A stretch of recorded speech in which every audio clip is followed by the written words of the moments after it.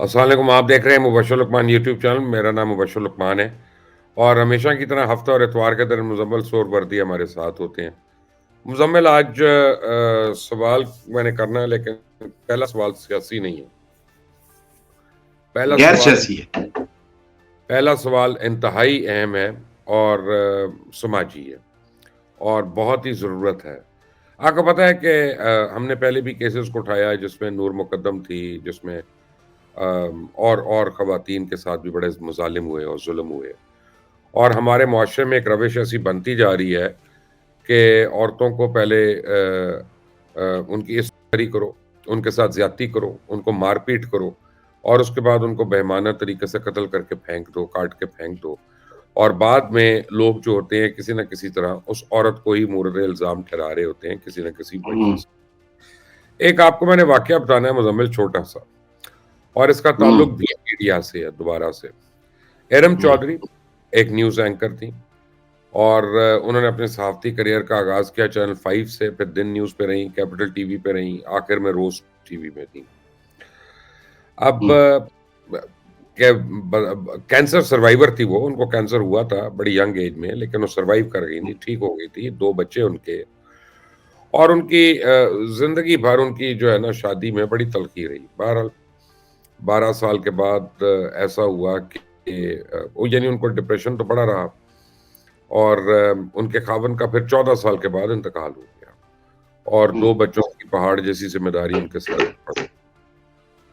फिर कुछ अरसे के बाद पता चला एक अपने ही चैनल के रिपोर्टर अब्दुल जब्बार से उनकी दूसरी शादी हो गई और उन्होंने की अपने दोस्तों को कहा कि शायद उनके बच्चों के लिए कोई सहारा हो जाए। हुँ, ज़िंदगी भर का एक इम्तिहान था। और फिर अपनी यानी अब जब थोड़े दिन पहले उनकी डेथ हुई है इस्लामाबाद में, तो उससे पहले फ़ेसबुक और सोशल मीडिया पे बार-बार ये पैगाम जारी करती थीं कि वो जीते जी मर चुकी हैं। अचानक एक दिन उनकी मौत की खबर आती है और मरने की वजह जो बताया जाता है कि जी हार्ट अटैक है। और बहुत से सहाफ़ी जो हैं उन्होंने भी कोशिश की कि तबई मौत करके मैनेज कर लें इसको। हुँ, अब लेकिन मेरे पास कुछ तस्वीरें उनकी आई हैं।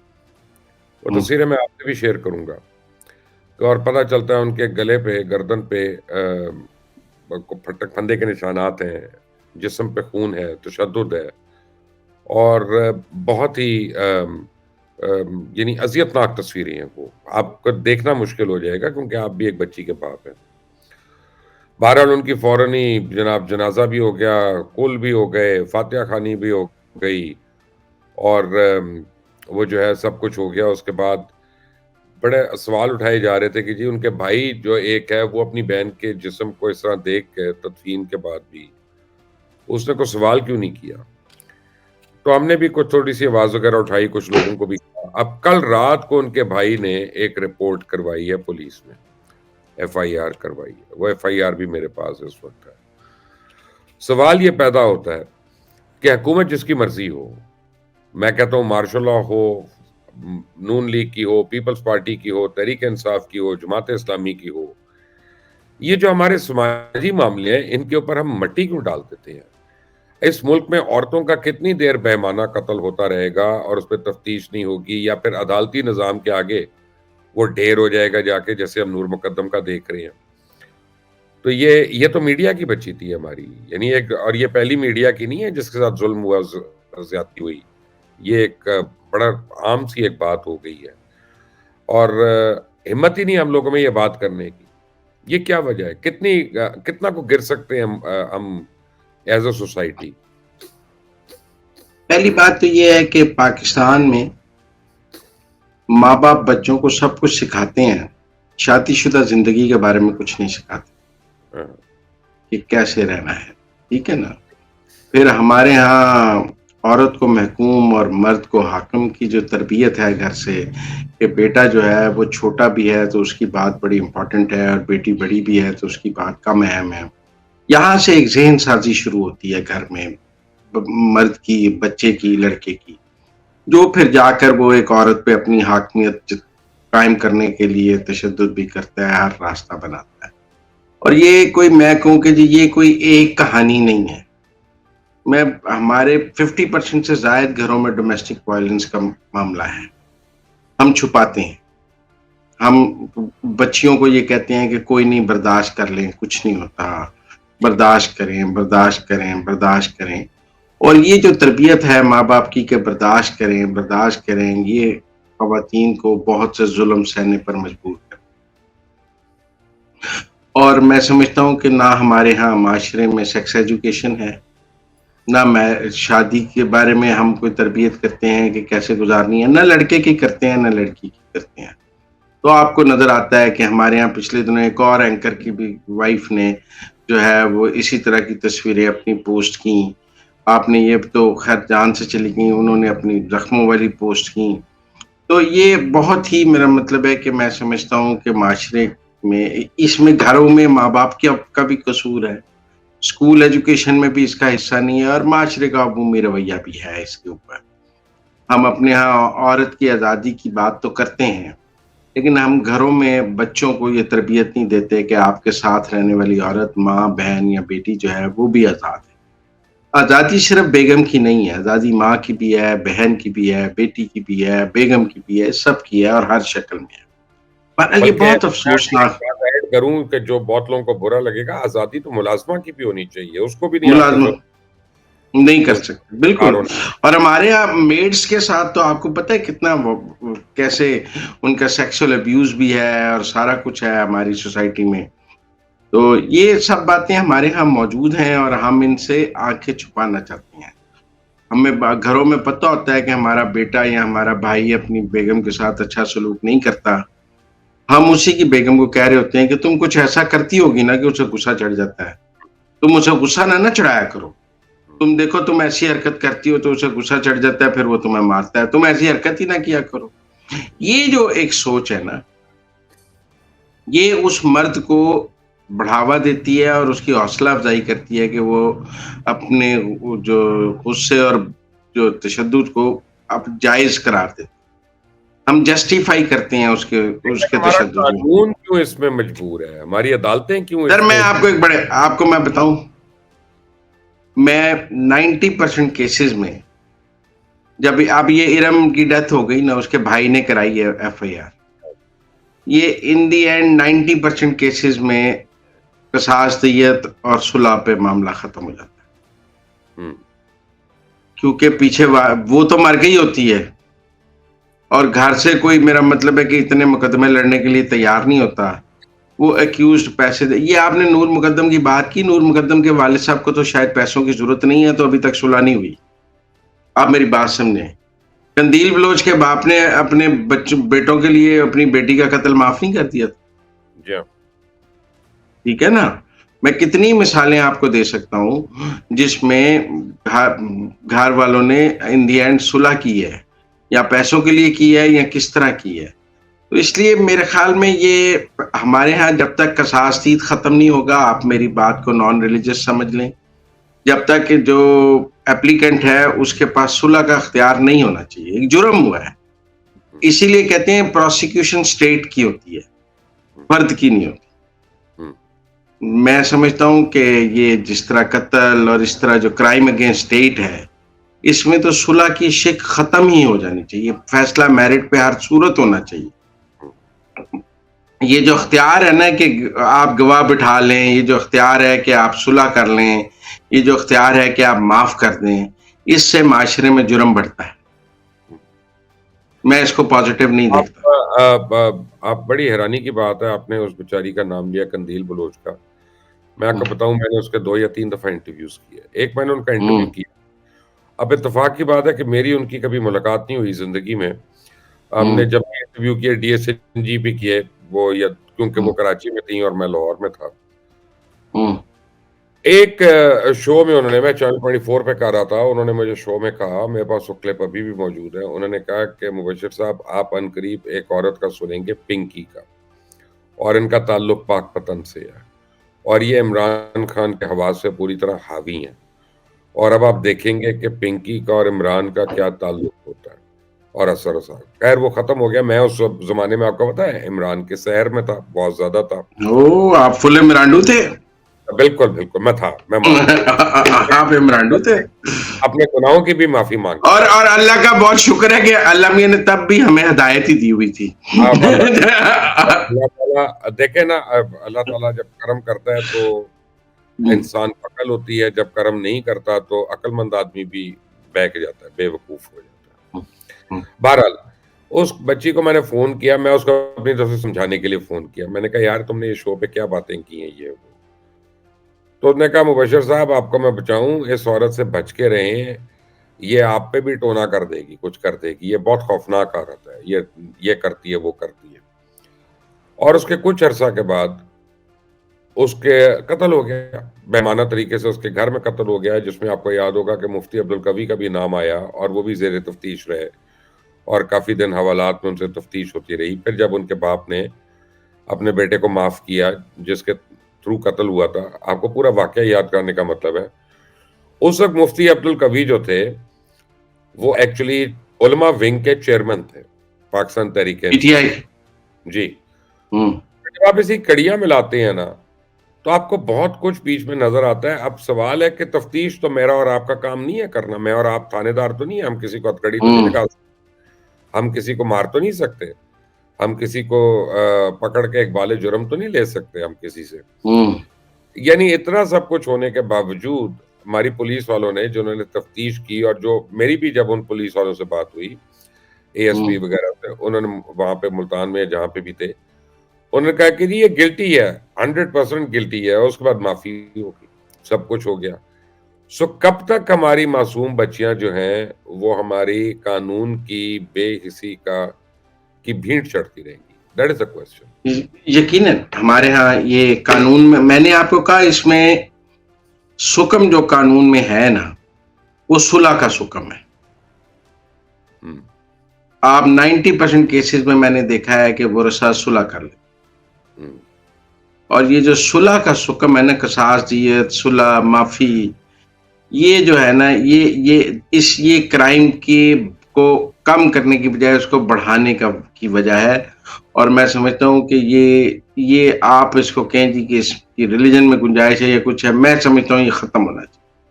अगर जुर्म हुआ है तो उसकी सजा होनी चाहिए, उसमें माफ़ी का कोई तसव्वुर ही नहीं होना चाहिए।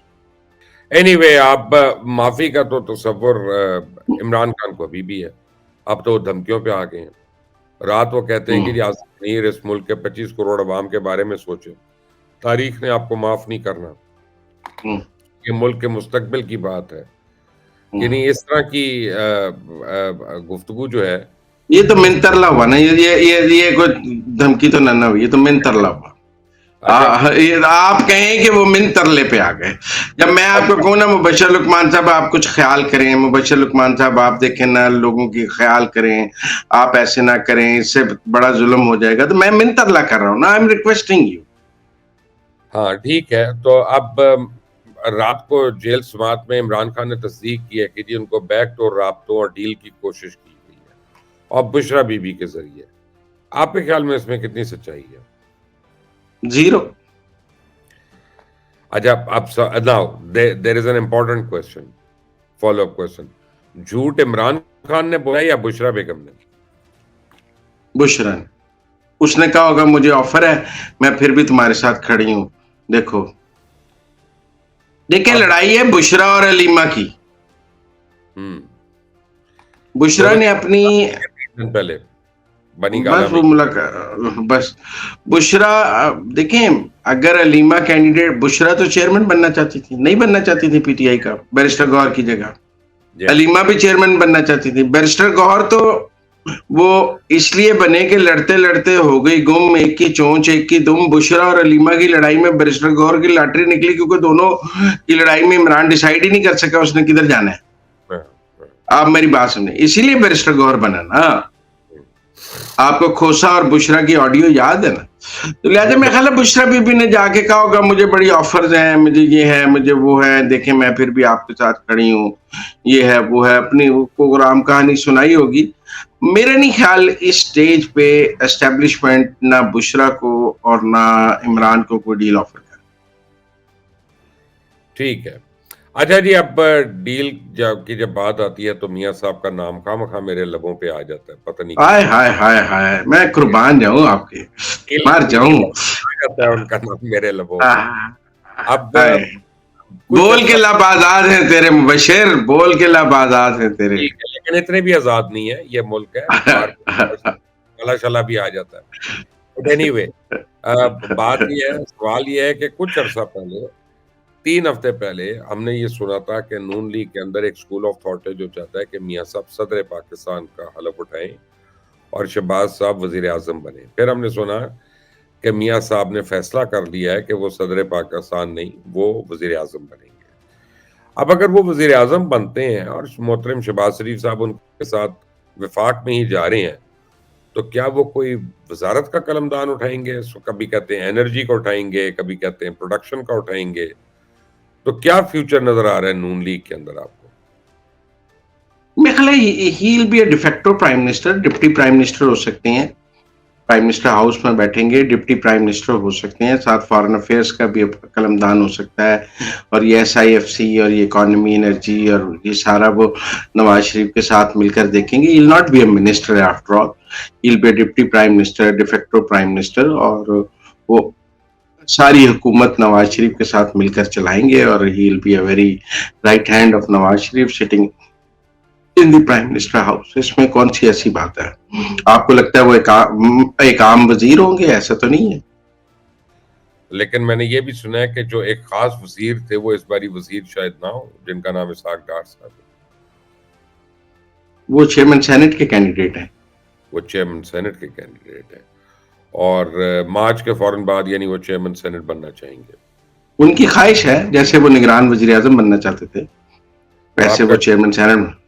लेकिन उन्होंने नवाज़ शरीफ को फ़ोर्स करके अपना नाम तो दिलवा दिया था निगरान वज़ीर-ए-आज़म के लिए, तो क्या इसके लिए अब कन्फर्म्ड है उनका? ये तो वोट की बात है ना। देखिए, सेनेट में किसके पास कितने वोट हैं, अपनी एब्सोल्यूट मेजोरिटी होगी नून की तो हो जाएगा, और अगर शेयरिंग में हुआ तो हो सकता है ना हो। ये तो नहीं, इमरान लेकिन खान PTI का चेयरमैन सेनेट नहीं ला सके थे। अब अपना कोशिश की जाएगी नून की तरफ से, मैं ये सवाल कर रहा हूँ। क्या अभी भी जरूर की इसहाक डार जाएगी, वो अपना चेयरमैन सेनेट लाने की कोशिश करेंगे। कैंडिडेट कौन है ये एक अलग बात है, लेकिन डार साहब भी एक कैंडिडेट हैं। एंड पर क्या होता है, आई कांट से टुडे, डार साहब इज अ कैंडिडेट। लेकिन ये डिपेंड करता है ना, सेनेट की गेम तो ऐसी है कि 5 6 वोटों पे भी उल्ट जाती है। तो क्या अब मैं ये समझ लूँ कि इसहाक डार साहब की जगह चौधरी एहसन इकबाल जो हैं, वो फाइनेंस मिनिस्टर का कलमदान सँभालेंगे? मुझे तो बिलाल कियानी ज्यादा लगते हैं। बिलाल कियानी? यस। ओके, उनकी एक्सपर्टीज़ है, मैं जानता नहीं इसलिए मुझे पता नहीं है। नहीं नहीं, इधर इकोनॉमिस्ट, इकोनॉमी के माहिर हैं, ऐसा तो कि वो उनके सिर्फ़ ज्यादा। जनरल कियानी के अपना कबीले के हैं, तो इसलिए वो काबिल हो गए। नहीं नहीं, वो डॉक्टर हैं, वो अजहर नहीं नहीं, बिलाल। आप देखें, बिलाल कियानी के लिए फरूख को टिकट नहीं दिया गया। फरूख ने अपना हल्का छोड़ा है और वो दूसरे हल्के से जाके इलेक्शन लड़ रहा है। बिन दादन खान से जेलम से टिकट नहीं दिया, क्योंकि नवाज शरीफ ने कहा मैंने बिलाल को टिकट देना है। हाँ, मैं कोई जनरल कियानी को मैं सलाम कर लूँ एक दफ़ा, मेरा ख़्याल है जाके। नहीं वैसे नहीं, इनका क्या जनरल कियानी से कोई ताल्लुक नहीं है। कोई इनके वालिद डॉक्टर हैं, वो अजहर क्या वो। लेकिन कई कई पुराने वुज़रा जो हैं, हमें पता चला है बदले जाएँगे, जैसे अता तारड़ तो शायद पार्लियामेंट में ही ना आए। मेरा अंदाज़ा है कि वो नहीं आ रहे। लेकिन मरियम औरंगज़ेब जो हैं, वो सुना है अब क्लाइमेट चेंज की मिनिस्टर बनेंगी, क्योंकि परवेज़ रशीद साहब वज़ारत इत्तलात के बन रहे हैं। पहली बात तो ये है कि देखें, ये शो बहुत लोग देखते हैं, हुँ, ठीक है ना। हुँ, तो एक खाना तो आपने पहले भी खिलाना है मुझे, मैंने खिलाना है।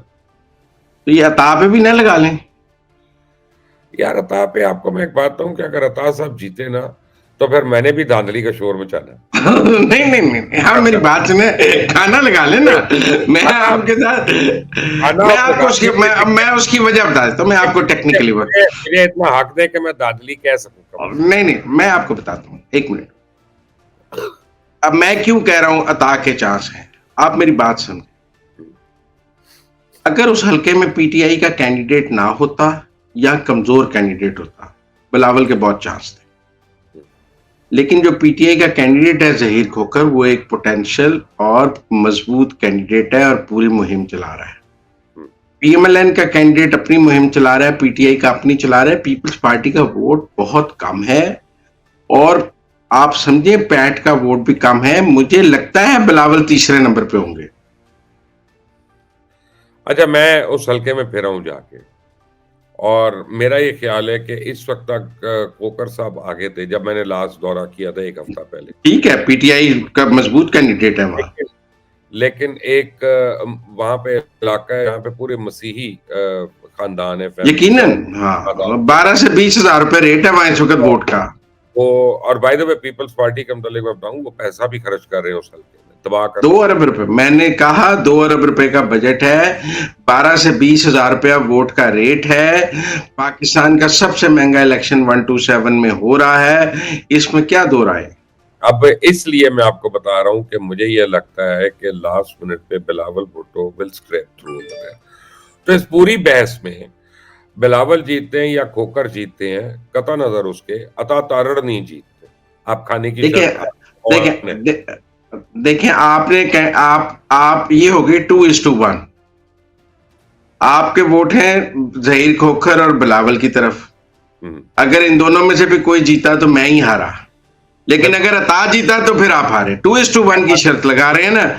आपके जीतने के 66% चांसेस हैं, मेरे हार जीतने के 33% चांसेस। मुझे इतना हिसाब नहीं आता, लेकिन ये तो नहीं है लग गई ये शराब। मैं अता तारड़ साहब की रिस्पेक्ट में कह रहा हूँ। मैं मुझे पता है, हल्के की बात में कह रहा हूँ। मैं उनको एज अ कैंडिडेट में कोई खुदा न खास्ता छोटा नहीं समझ। मैं भी एज ए हल्के की बात कर रहा हूं। अगर वहां पीटीआई का कैंडिडेट ना होता तो बिलावल का ब्राइट चांस था। अब आपको पीटीआई बात करता हूं जो आपको अच्छी लगे या बुरी लगे, लेकिन पिछले 18 महीने के अंदर अगर 2 लोगों ने सबसे ज्यादा ब्रंट लिया है ना पीडीएम की हुकूमत का, मुख्तलिफ फैसलों का, जायज या नाजायज, तो वो अता तारड़ और मरियम औरंगजेब साहब हैं कि जिनको पब्लिक के आगे आके वो फेस देना पड़ता था, या वो आर्गुमेंट देनी पड़ती थी कि बिजली यूं महंगी हो रही है, पेट्रोल यूं महंगा हो रहा है। तो अभी उनको नेगेटिविटी से निकलने के लिए बड़ा काम करना पड़ेगा। देखें, आपका ख्याल है कि लोग अता तारड़ की शख्सियत से नाराज होकर उसको वोट नहीं देंगे? नहीं, मेरा ये ख्याल है कि लोग जिम्मेदार समझते हैं।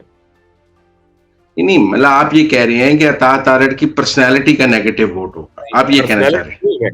ना, मैं उस रोल की बात कर रहा हूं जो पीडीएम हुकूमत में उनको प्ले करना पड़ा। मेरा नहीं ख्याल, I don't agree with you.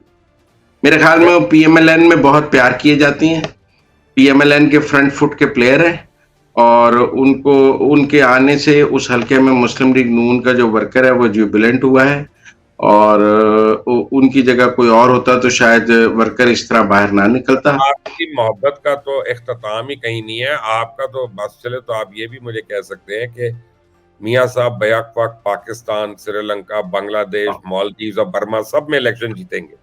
तो आपकी मोहब्बत है उनके साथ, आप कह सकते हैं। देखिए बच्चा लुकमान साहब, मेरी जितनी भी मोहब्बत हो, मैं आपकी तरह उनको अमीरुल मोमिनीन नहीं बनाऊंगा जो आप लोग इमरान खान को बनाने चले थे।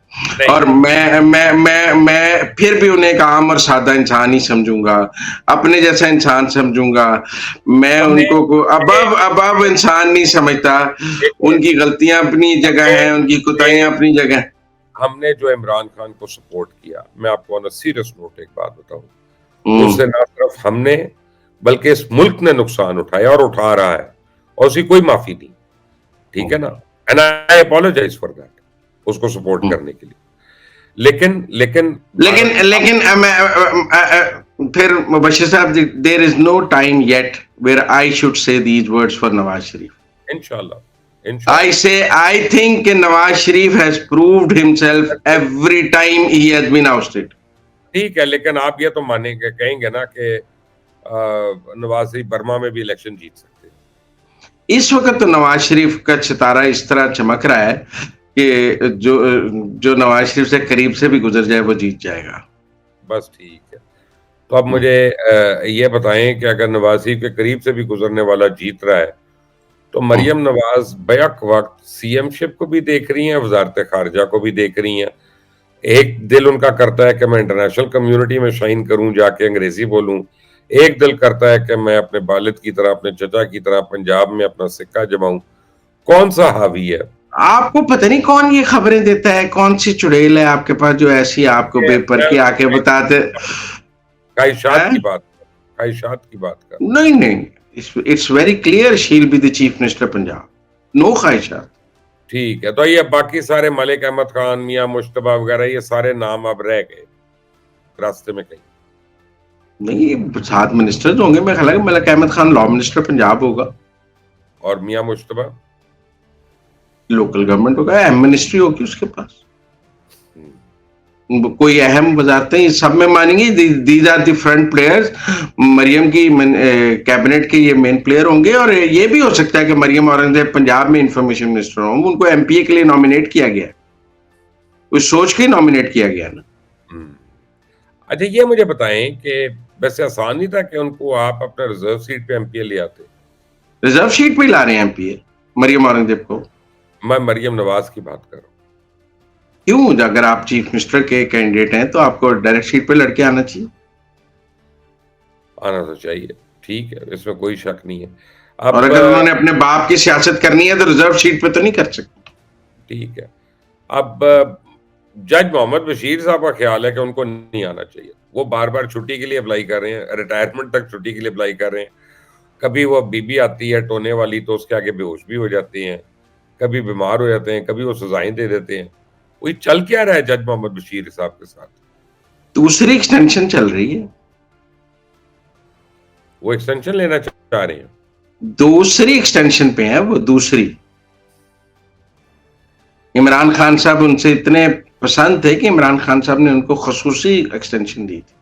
हम्म। तो इमरान खान ने जिस जिसको एक्सटेंशन दी है उन्हें इमरान खान का बेड़ा ही गर्क किया, भावे बाजवा होवे भावे बशीर होवे। गल मेरी समझो, बंदा ऑन अ प्रिंसिपल नोट, अ, तो किसी की भी एक्सटेंशन के खिलाफ? देखिए खान साहब ने, लोग की क्या, खान साहब ने जिसको भी एक्सटेंशन दी है ना, उसने खान साहब के कील कफन में कील ठोका है। ये दैट्स जज बशीर भी उसमें से है।